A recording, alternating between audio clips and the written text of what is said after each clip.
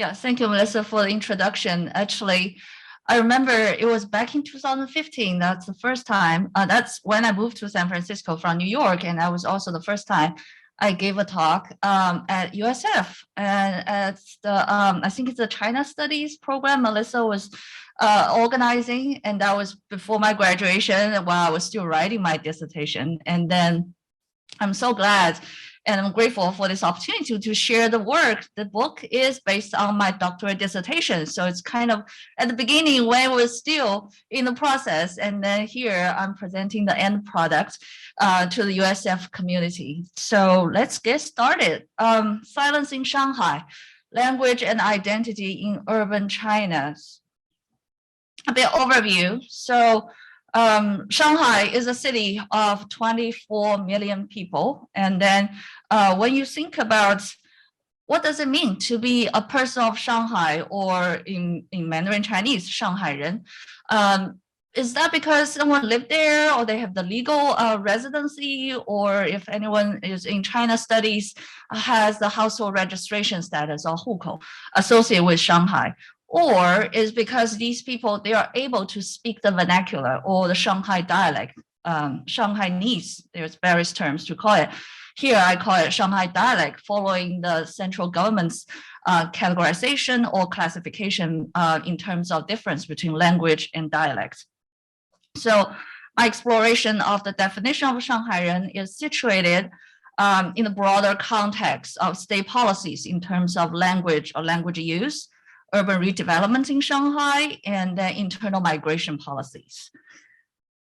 And then the fieldwork contributed or end up in this book have two components. One is back in 2013, I went back to Shanghai for about half a year, did 50 interviews with native Shanghainese of different gender, socioeconomic status, background, a different educational level as well.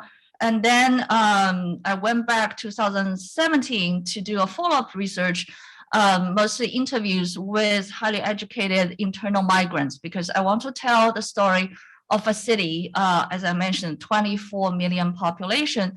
And then according to the 2020 census, about 8 million are internal migrants. So I cannot tell the story of a city without including the recent internal migrants. And then besides semi-structured qualitative interviews, I also did qualitative observations in public space, because I study language. I want to hear which language people use and how they use it in public space. So the participant observation led me to places, for example, college campus, clinics, banks, or government offices like lobby areas and public transit hubs and parks. So mostly where people will encounter strangers and then make the decision which language to use, whether it's Mandarin Chinese or the Shanghai dialect. Okay. So that's an overview of how, besides that, and I also collected 250 surveys responses. Those use snowball sampling. Of course, it cannot really be generalized to the whole 24 million population in Shanghai, but I'll try to show there's a pattern of language use. And then the survey also touch upon the language use or the changes to language use among native Shanghairen when they were in school, they're younger, when they were at work, language use with family members, with colleagues, and then also in public. So some of the data I will show later today. A little bit social linguistic background for people not originally from Shanghai or the Wu Chinese spoken area. Shanghai dialect is very different from Mandarin Chinese. So Mandarin Chinese here, or as commonly called 普通话, literally translate to common speech, it's a national language. And then it was mandated to be the sole medium of instruction in schools, all levels of schools, from elementary to university. And then 普通话 proficiency is regarded, portrayed by the state and believed by mainland Chinese as the clearest indication of higher educational level. When you think about the years spent in schools, That's related to its indication of educational level. And then the longer you are immersed in this Mandarin Chinese linguistic environment, presumably the better you speak the Mandarin or national language. And then likely higher educational level is associated with higher socioeconomic status or social status in general. While Shanghai dialect, first, it's a regional speech. It's phonologically, syntactically, and lexically different from Putonghua. So it actually belongs to a different linguistic family. And then the only similarity Shanghai dialect has is with other Wu Chinese languages. So Shanghai dialect is a variation of a Wu Chinese, which is spoken in various areas in the Yangtze River Delta region. And then, unlike Cantonese, Shanghai dialect doesn't have a standardized written form. So when you think about magazines or TV shows produced in Hong Kong, they do have a standardized written form. This privilege Shanghai dialect doesn't have. So it's mostly a verbal language. And then Shanghai has been a migrant city. It has a semi-colonial history from the late 19th century to the early 20th century. So in early 20th century, about 85% of the residents in Shanghai were internal migrants. So language has historically played an important role in social exclusion and discrimination. And then some studies have shown that, well, looking into the history about the development of this urban language, Shanghai dialect, has shown that even though the roots is in Wu Chinese, it has absorbed lots of vocabulary and elements from migrants of a higher social status who moved to Shanghai in the early 20th century. Even though there's a sizable amount of internal migrants speak a different tone from northern Jiangsu province, but they were mostly refugees and working manual labor jobs. So despite their size, the size of the migrant group, and despite their participation in the social life, because they're of a lower socioeconomic status, their speech or elements in their speech was not incorporated into the Shanghai dialect starting from early 20th century. So there is this element of social exclusion has always been in Shanghai, associating social class with language. And then a little bit geographical background. After all, I'm an urban sociologist. Even though I study language, I always try to build this connection between people's idea or their perceptions of space with their cultural practice, especially linguistic practice. So I mentioned earlier, there's a demographic change. So 1990 census in Shanghai, the whole city's population was about 8 million. And then when we think about 2010 census, it already reached to 24 million. And then the city the municipal government has very strict rules in terms of accepting internal migrants. So the population size stayed at 24 million when we look at the 2020 census. But there's still such a big explosion of populations. So give you kind of a sense of how much population that is. San Francisco's population, well, I think it's more or less before COVID, it's about 800,000. And then New York City, 5 boroughs adding together, 8 million.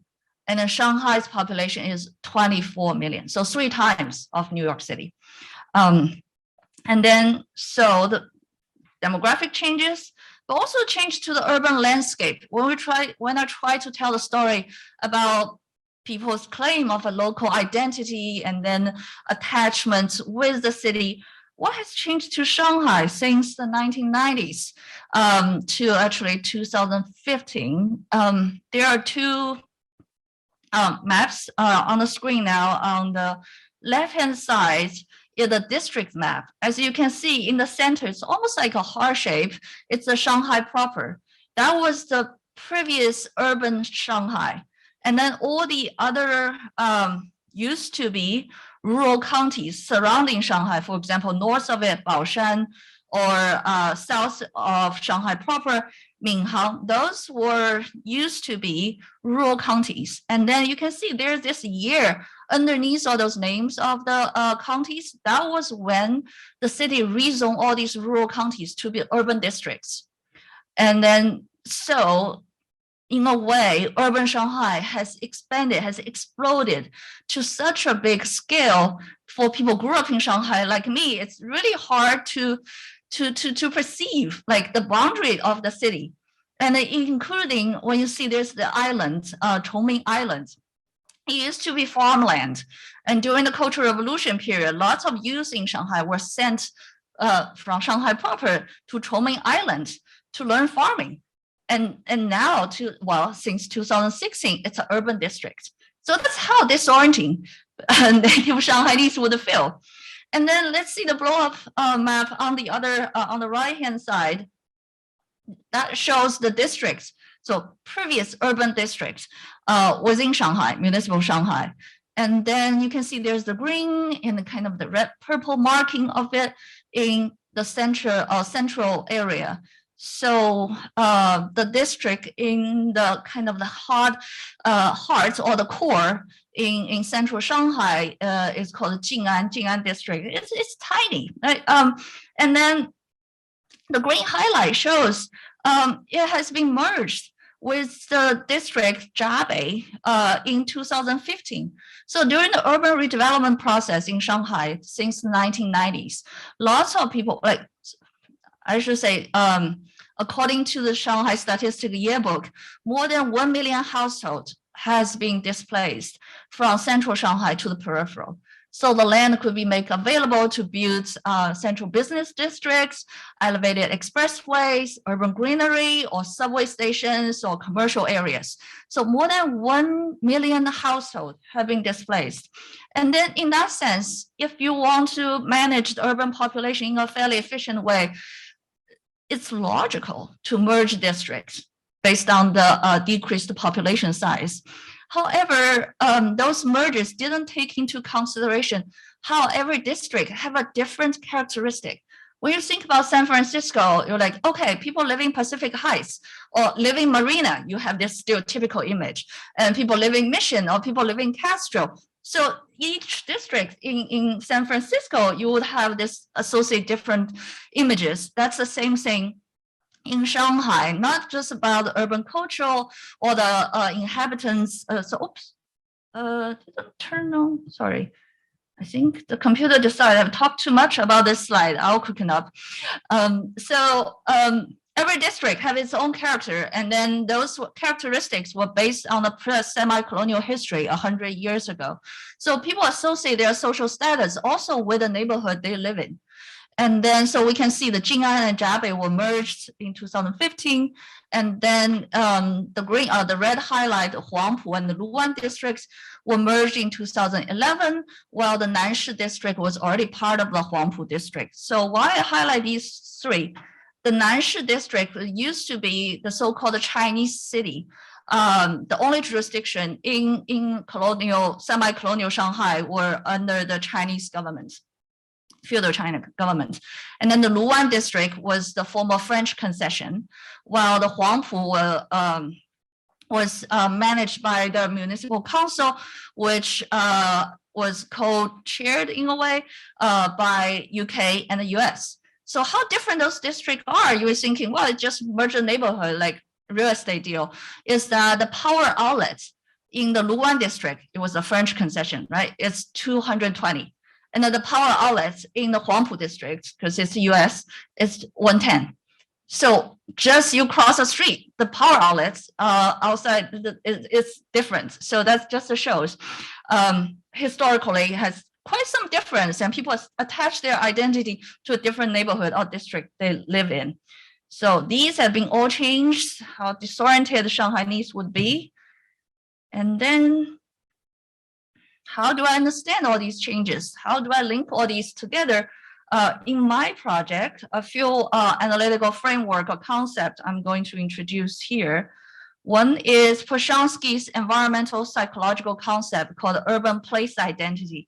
What he says is that people attach their identity to the physical space, because the time, years, decades you spent in a neighborhood, in the physical settings, those physical settings imbued of your life experience, and then you will feel comfortable and competent to navigate the area, and you just feel that is home, right? And also, it shows that people would identify with a particular ambience of a district, of a city. And then another trope is the right to the city in urban studies. It talks about displacees fighting to reclaim their city. It's not just about their housing, but also remake the city according to their ideal. And then the third one, Pierre Bourdieu, the French anthropologist and sociologist, argument about linguistic capital, meaning your knowledge of the language. It's beyond vocabulary and then grammar, but also your knowledge about when to use which language is proper. And then whether it's polite or it's for a formal setting, all these are beyond just learning language in a classroom. So all these knowledge, Bourdieu termed as linguistic capital. And then in linguistic anthropology, there is this idea about language ideologies. What does it mean? I'll give you an example by Irvin. Is that it means the cultural system of ideas about social and the linguistic relations together with their loading of moral and political interests. So it's not just you speak a language correctly, grammatically correctly, but you are thinking about if someone speak, for example, English with strong accents, what is the image of that? And then oftentimes there's discrimination associated with that kind of linguistic practice. And then, for example, people would regard speaking a mainstream language with accent as less intelligent. So that kind of idea is an example of language ideology. Or the idea about that, well, the national language is of a higher status, showing someone is well educated. If you speak a vernacular regional language, meaning you are not properly educated, you are not sophisticated. All these ideas are examples of language ideology. So that is analytical framework for this study.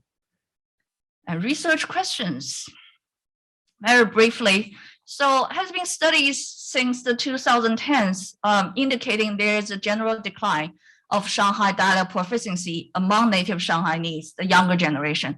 So with this decline as the background, I wonder, does it still count? I mean, the proficiency of the Shanghai dialect as a significant marker of the Shanghairen identity? Does it still, if you have the legal status, if you own a house in Shanghai, apartment, and then you work long-term, you form a family, you decide to stay, do you still need to speak the dialect to indicate you are Shanghainese? And then what has the city's transformation, especially the urban built environment, in the last 2 decades to do with the dialect endangerment? If a city starts to collect or accumulate fame, you would think anything associated with that city would rise accordingly. When you're thinking about, well, you have lived in New York, or you're coming from London, and then the accents or the knowledge of the city would bring you a kind of higher status in terms of everyday communication, or people will think about you. Why, with the Shanghai rising, Shanghai dialect face endangerment, and people try to keep a distance and decide not to pass it down to their children? And lastly, who is in, who is out? Does anyone still care to be a Shanghairen? If everyone just travel around the world, live here for a few years for study, live there for a few years for career, and then in the constant move, does it still matter to associate your identity with a place? Right? So that's the 3 research questions I have. And findings. So, oh, by the way, all the photos were taken by me during my 2 field research trips. So this is the Jing'an Park, so in the center of the city, and get you a sense of the summer scene. So decades of promotion of Mandarin Chinese through language policies, surveillance, and incentive mechanisms, resulting bilingual capacity among Shanghairen grew up in the 1960s onward. So what do I mean by this surveillance and incentive mechanism? So this photo is taken at a college campus in Shanghai. And then for those not reading Mandarin Chinese, doesn't read Mandarin Chinese, that is on the glass panel in a classroom door. It says, please speak 普通话 or Mandarin Chinese. Please use standardized characters. And that is a slogan in the state language policies promoting the Mandarin Chinese. And then the same thing we see here in the lobby of a clinic.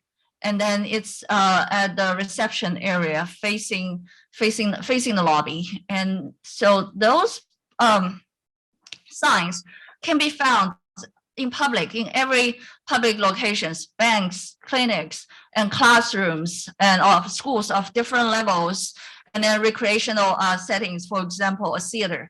So wherever there's a public-facing counter or venue, there will be signs.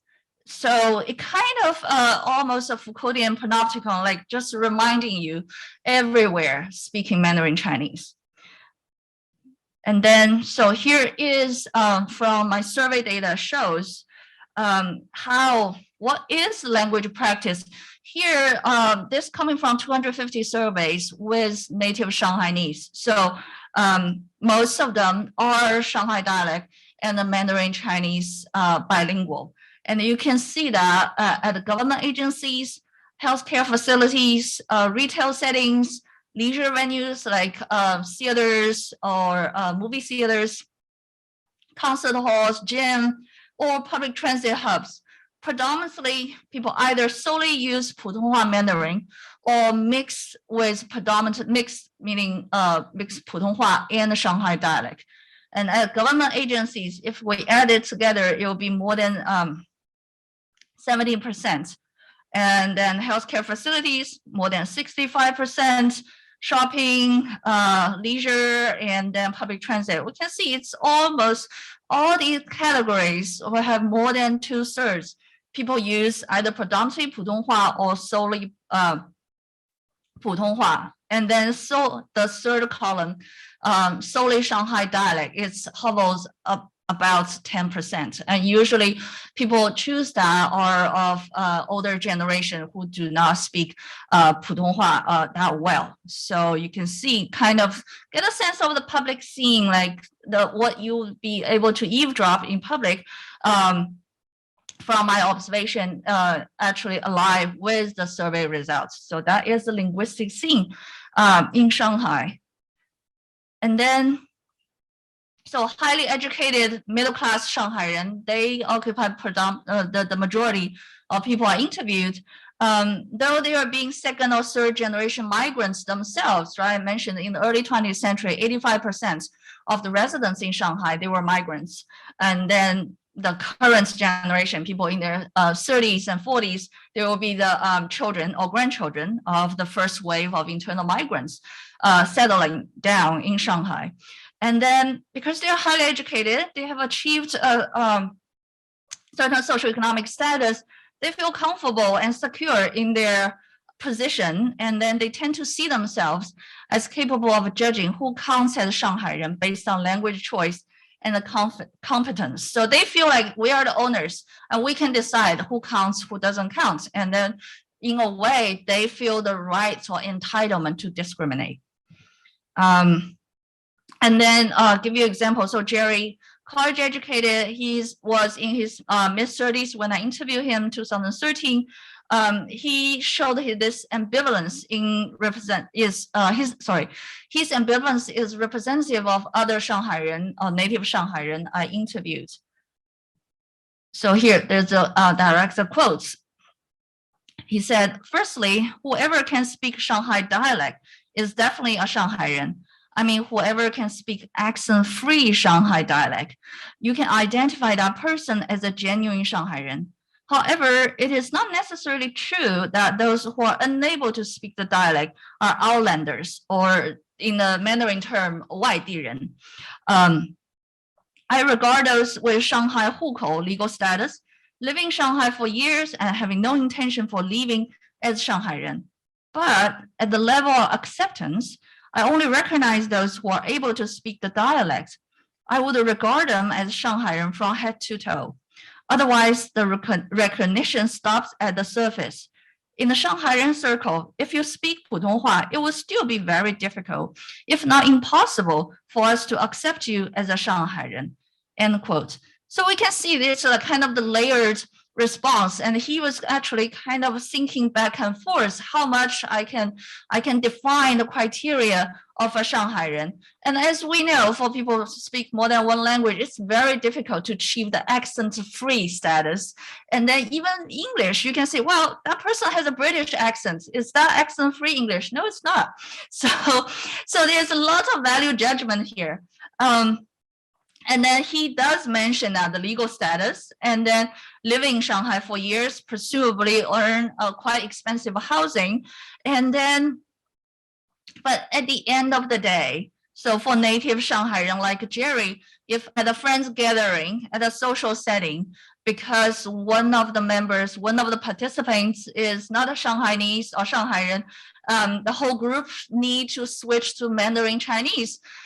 All the native Shanghairen present would feel not that comfortable, because at the end of the day, that is not their first language. They need to do the language switch to accommodate a so-called outlander. And then a footnote, outlander or 外地人 in Mandarin has always been a derogatory term. So maybe it's like, say, Parisians thinking about people from outside of Paris, regardless whether their social status or educational level, as long as you are not from this sophisticated city, you are of a second tier category. So that's how Shanghainese would use the word outlander or 外地人. And then also give you another example. So Jerry has this ambivalence. The next quote I'm going to show, he is quite ardent in terms of he felt this being hurt and then victimized when he couldn't speak Shanghai dialect in social setting. So Peter is a few years older. He was in his early 40s, college educated, worked in a French company, and then he found the migrants or internal migrants' language attitudes and the practice disrespectful.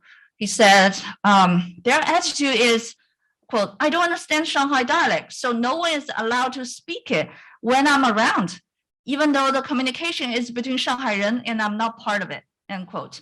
So what he was trying to say is that he felt like in social settings, he was disciplined by non-natives. He was disciplined by internal migrants, so that in his home city, he is not allowed to speak the vernacular, his native language. So that's a flip. You can see instead of native Shanghairen discriminate against internal migrants, he felt he was actually the victim in this in the social setting.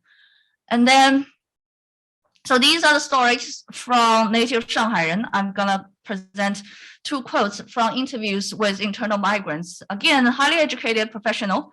As Helen, she originally from Harbin in northeastern China. Upon graduation from college, she moved to Shanghai for work and later married a Shanghairen. So she shared her experience of linguistic discrimination in Shanghai over the years. She said, for those of us moved to Shanghai earlier, in 2004 or 2005, we remember the wide usage of Shanghai dialect. When we ran errands or dealt with government agencies, there was definitely a language barrier. We have all experienced rejection and discrimination by Shanghairen against the 外地人 outlander. But it didn't force me to learn the dialect. I only wanted to understand it to carry out daily activities, but I never want to learn it.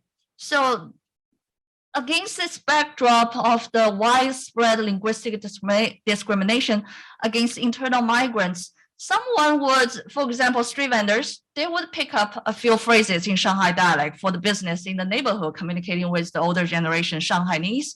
But for highly educated internal migrants, they felt like, I'm fine using Mandarin Chinese professionally. And then why I'm being discriminated against? I don't feel I'm not supposed to be a second-class citizen when I don't speak the local language.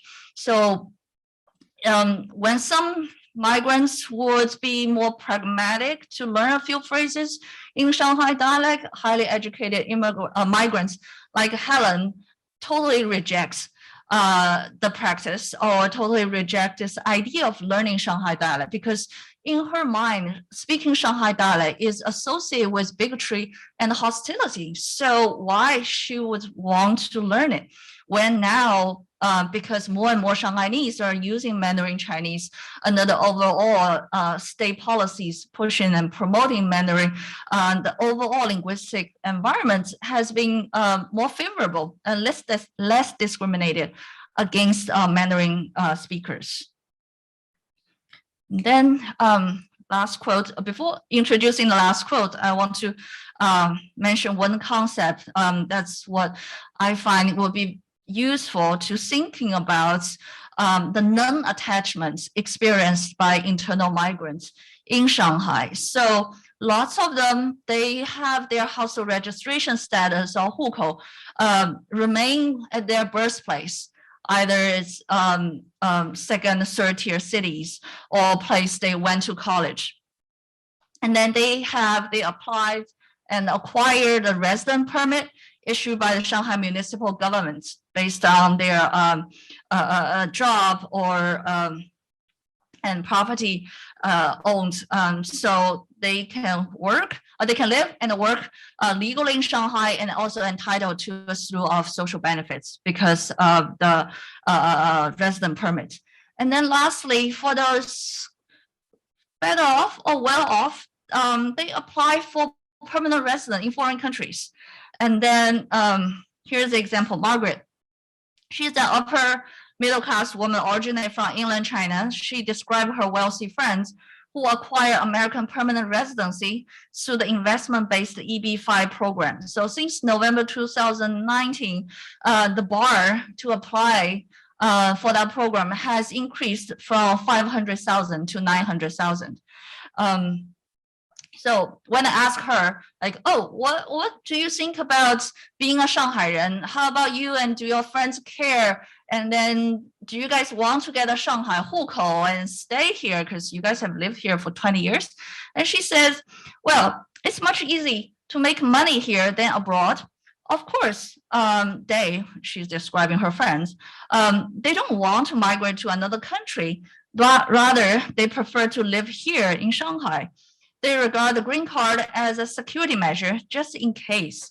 If anything bad happens in China and they need to leave for safety, financial or other reasons, at least they have the option. The property they bought in the US is just for an annual vacation, also to accumulate days living in that country to maintain their permanent residence status. One needs to do that on a regular basis, but if you ask them to settle down abroad, they would never want to, end quote. So this group she's describing, they do have this international mobility afforded by their wealth. And then, of course, putting all the effort to learn Shanghai dialect, to adopt this Shanghainese identity doesn't mean much to them. They still have property in their hometown, and then Shanghai just happened to be where they run business or living a comfortable life. And then if anything happens, they can go to Australia or Canada or the US. So their identity is really in flux in terms of their association with a particular geographical place. So that means really there's no incentive for them to learn the Shanghai dialect to become local. So to conclude, the spectrum of acceptance and the linkage between Shanghai dialect proficiency and the Shanghairen identity indicate that the fluency of the dialect persists as a gatekeeper of the local identity. Still matters, the native Shanghairen still judge people. However, the existing bilingualism among many native Shanghairen and the rising Mandarin Chinese monolingualism, aka the Shanghai dialect incapacity among the younger generation of native Shanghairen, provide this less discriminative linguistic environment for both internal migrants and immigrants in Shanghai. So you cannot say this is a very straightforward story. Every story would have two sides. Lastly, If you want to learn more about this research, people's attitudes about outlanders and their own linguistic practice, or why they decide not to pass down the language of the dialect to their children, here's the QR code of my book, and I brought some cards for the audience who attend today's event in person. And then the very last slide, I was asked to provide some reference for further reading. So the first one is about learning English and English-speaking society. And this book, I'm actually writing a book review of it. I assume people would ask, what is the role of English play in Shanghai? You never mentioned that. It's a cosmopolitan city. And the fact is, even though people learn English in Shanghai since elementary school, but that is not one of the language people use in everyday life. And then the second book by Emily Hornish called Creating Chinese Ethnicity, Subei People in Shanghai. I referenced that book quite a bit when I talk about the language-based social exclusion in Shanghai in the late 19th and early 20th century. And Subei people means people from northern Jiangsu. That is the underprivileged population whose language elements were not adopted into Shanghai dialect.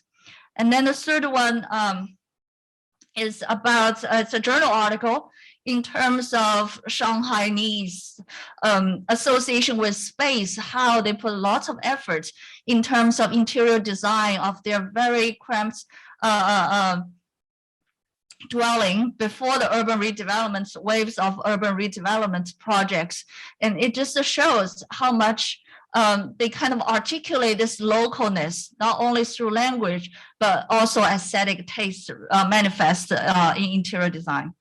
And then Gina Tan's book is an overview of the difference between language and dialects in Shanghai. She's a historian. And then last one, Ming Zhou's work is comparing the linguistic practice in Shanghai and Guangzhou, which Cantonese, where Cantonese is widely spoken, but also Cantonese is facing a significant decline. So these are the 5 references for people interested in read more about this topic beyond Shanghai. So that's all